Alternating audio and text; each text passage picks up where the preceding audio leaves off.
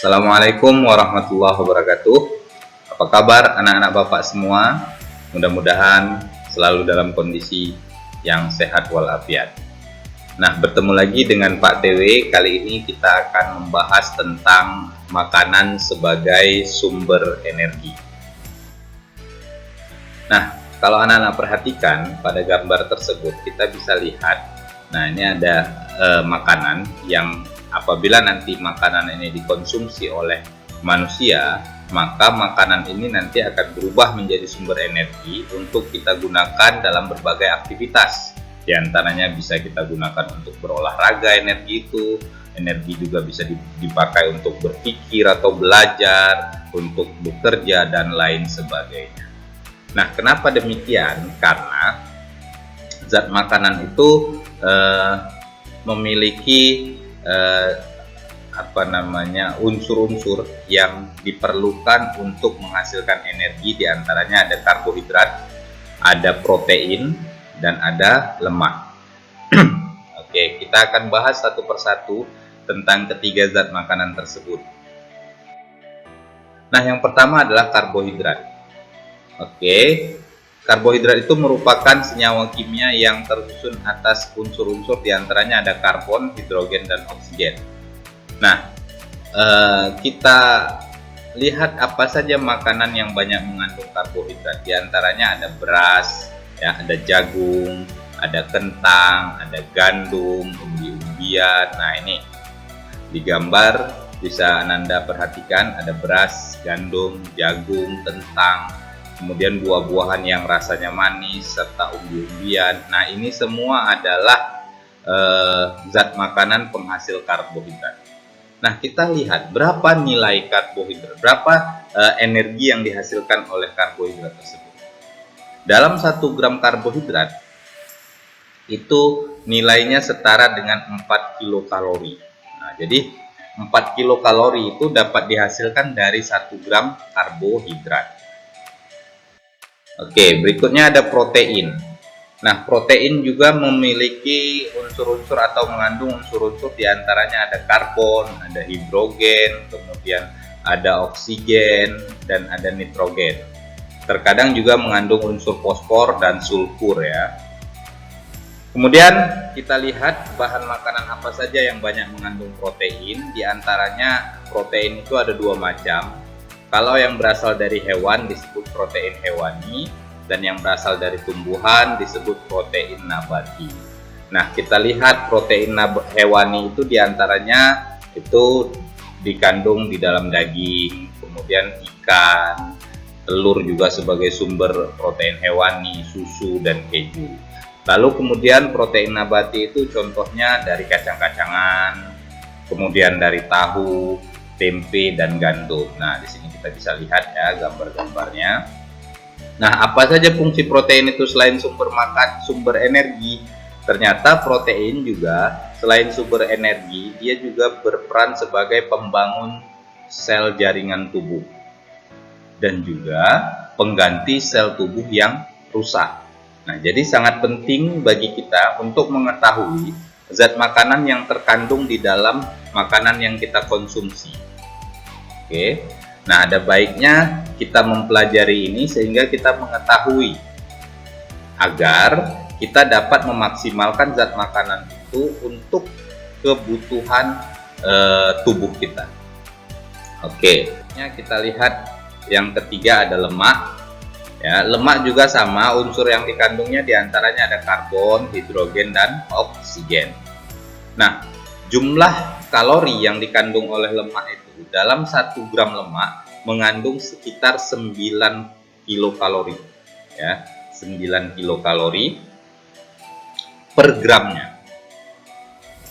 Nah, apa bahan makanan yang mengandung lemak? Diantaranya sama ya, kayak protein tadi. Kalau lemak yang berasal dari hewan disebut lemak hewani, diantaranya adalah keju, kemudian ada susu, ada daging, ada kuning telur, ya, ada daging bebek. Sedangkan yang berasal dari tumbuhan, lemak nabati, itu bisa dari kelapa, kemudian dari kemiri, ya, dari kacang-kacangan, serta dari buah alpukat. Oke. Nah, berikutnya transformasi energi dalam sel. Artinya, transformasi ini adalah perubahan energi yang berlangsung di dalam sel kita. Bisa berubah dari energi potensial, berupa energi kimia makanan menjadi energi panas atau menjadi energi kinetik ya, yang berlangsung di dalam aktivitas tubuh kita. Nah, yang pertama ada transformasi yang dilakukan oleh klorofil ya. Klorofil kita tahu adalah zat hijau daun yang terdapat di dalam organel sel tumbuhan yang disebut dengan kloroplas. Nah, kita bisa lihat di sini. Ini daun, kemudian kalau kita ambil bagian daun akan terlihat seperti ini di bawah mikroskop. Kemudian kalau kita perbesar lagi, ini bagian mesofilnya ini. Bagian mesofilnya yaitu yang terdiri dari mesofil palisade dan mesofil spons ini. Ini kalau kita perbesar akan terlihat kloroplas seperti ini. Kemudian kloroplas ini kalau kita perbesar lagi akan nampak seperti ini. Oke. Nah, inilah kandungan daripada kloroplas tersebut yang di dalamnya terdapat zat hijau daun atau klorofil. Nah, klorofil ini berperan penting dalam proses fotosintesis. Kemudian energi radiasi matahari yang ditangkap oleh klorofil berfungsi melancarkan proses fotosintesis. Nah, jadi sangat penting ya dalam proses fotosintesis itu ada cahaya matahari. Ya. Jadi laju fotosintesis itu salah satu faktor yang mempengaruhinya adalah intensitas cahaya. Semakin tinggi intensitas cahaya, maka semakin tinggi pula laju fotosintesis yang terjadi. Nah, energi yang ditangkap, energi matahari tadi yang ditangkap oleh klorofil itu dimanfaatkan untuk proses fotosintesis tersebut. Nah, proses itu adalah proses untuk memetabolisme atau mereaksikan zat-zat yang diserap oleh tumbuhan, diantaranya adalah karbon dioksida serta hidrogen dioksida atau air ya, H2O, untuk dirubah menjadi glukosa. Nah, glukosa ya, atau karbohidrat. Selain menghasilkan glukosa, fotosintesis itu juga akan mereaksikan atau menghasilkan oksigen. Nah, jadi energi radiasi matahari yang berbentuk energi cahaya diubah menjadi energi potensial dan energi kimiawi yang disimpan dalam molekul karbohidrat dan bahan makanan lainnya. Jadi kita bisa lihat transformasi energi yang berlangsung atau yang dilakukan oleh klorofil itu adalah merubah energi matahari itu menjadi energi potensial dan energi kimiawi. Jadi ada transformasi, ada perubahan energi yang berlangsung di klorofil tersebut. Nah, kemudian yang kedua ada transformasi energi oleh mitokondria. Nah, mitokondria ini adalah salah satu organel sel ya, organel sel yang memiliki peranan yaitu respirasi sel. Nah, di dalam mitokondria, energi kimia digunakan untuk mengubah karbohidrat, protein, dan lemak. Jadi berlangsung di sini ya. Karbohidrat, protein, dan lemak itu akan dirubah. Ya, energi yang terkandung di dalamnya, energi kimia tentunya itu akan dirubah di dalam mitokondria. Nah, dirubah menjadi energi apa? Menjadi energi panas, energi kinetik nantinya, dan lain sebagainya. Nah, mitokondria ini banyak dijumpai pada sel otot makhluk hidup dan sel saraf ya. Oke. Nah, jadi energi kimia tadi di dalam mitokondria yang banyak terdapat pada jaringan atau sel-sel otot dan sel saraf itu dirubah menjadi energi kinetik, misalnya energi gerak pada sel otot, atau energi panas ya, bisa juga dirubah menjadi energi panas. Nah, itu bentuk-bentuk perubahan energi yang berlangsung di dalam mitokondria. Nah, kemudian metabolisme sel. Oke, kita lihat ada dua macam metabolisme sel ya, yaitu ada anabolisme dan ada katabolisme. Kita lihat dulu apa perbedaan mendasar dari kedua proses metabolisme ini. Metabolisme adalah proses kimia yang terjadi di dalam tubuh sel makhluk hidup. Nah, Jadi ini merupakan proses kimiawi yang berlangsung di dalam tubuh makhluk hidup, baik tubuh tumbuhan, hewan, maupun di dalam tubuh manusia. Metabolisme disebut reaksi enzimatis karena metabolisme terjadi selalu menggunakan katalisator enzim. Jadi disebut juga reaksi enzimatis karena dia memang memanfaatkan enzim dalam prosesnya. Ya, enzim selalu melibatkan enzim, makanya disebut reaksi enzimatis. Nah, metabolisme terdiri atas reaksi pembentukan atau sintesis atau anabolisme. Nah, ini anabolisme adalah reaksi pembentukan. Maksudnya bagaimana reaksi pembentukan itu? Kita perhatikan, awalnya dari molekul-molekul kecil, kemudian molekul-molekul kecil ini dibentuk menjadi molekul-molekul yang lebih besar lagi. Ya, dari molekul kecil, kemudian dibentuk menjadi molekul lebih besar lagi dengan bantuan energi. Jadi energi dengan molekul-molekul kecil akan menghasilkan molekul yang besar. Itulah yang disebut dengan anabolisme. Contohnya adalah fotosintesis. Dan reaksi yang kedua adalah katabolisme atau penguraian. Nah, ini kebalikannya. Kalau tadi anabolisme itu adalah membentuk ya molekul yang besar dari energi dan molekul yang kecil bergabung membentuk molekul yang besar. Sedangkan katabolisme kebalikannya adalah menguraikan molekul yang besar ini diuraikan menjadi energi dan molekul yang lebih kecil lagi. Nah, jadi satu reaksi pembentukan anabolisme, yang satu reaksi penguraian atau katabolisme. Contohnya adalah respirasi. Nah, enzim mengarahkan aliran materi melalui jalur-jalur. Jadi enzim itu berfungsi untuk mempercepat tahapan reaksi secara selektif. Oke, makanya enzim selalu dilibatkan dalam setiap metabolisme yang berlangsung di dalam tubuh makhluk hidup. Oke. Nah, kita lihat tadi contohnya. Ini fotosintesis adalah contoh daripada anabolisme atau proses pembentukan molekul yang lebih besar. Fotosintesis merupakan perubahan energi cahaya menjadi energi kimia dalam bentuk glukosa. Ya, perubahan energi cahaya menjadi energi kimia dalam bentuk glukosa.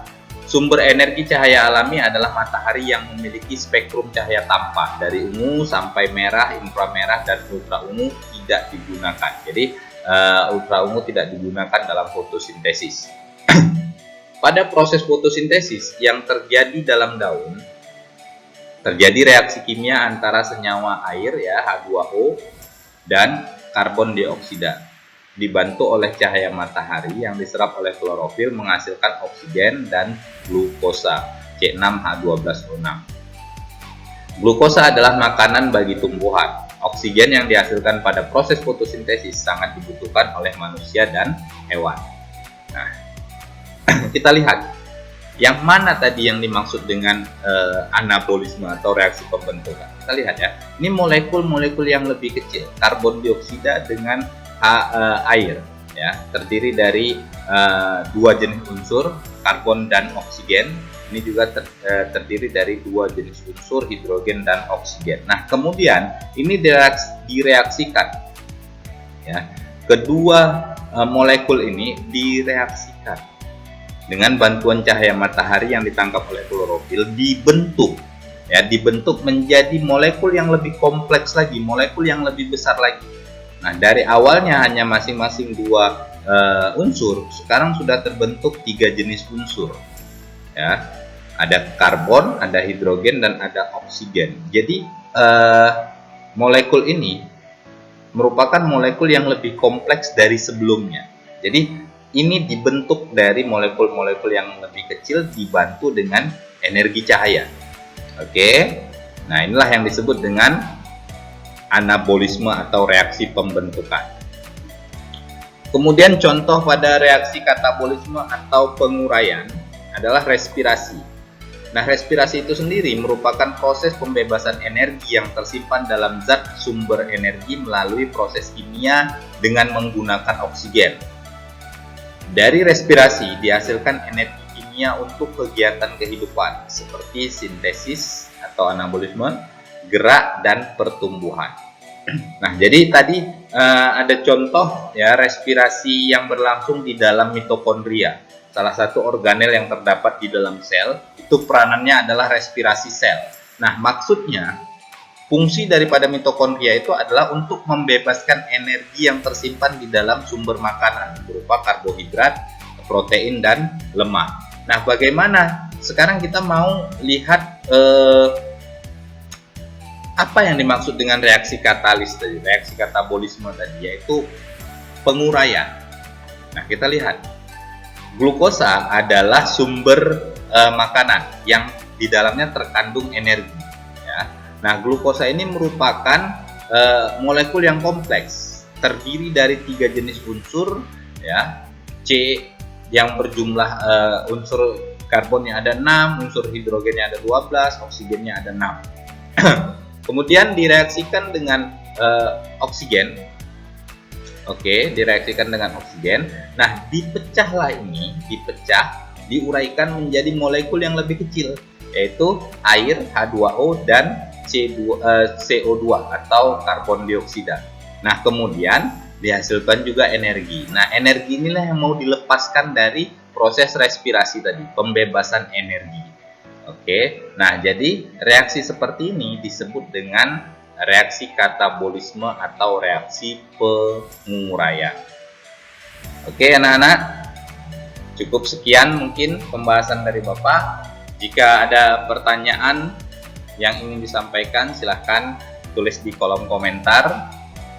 Tentu jangan lupa untuk like dan subscribe channel ini, kemudian di-share ke teman-teman kalian agar semuanya bisa belajar dengan baik. Terima kasih. Assalamualaikum warahmatullahi wabarakatuh.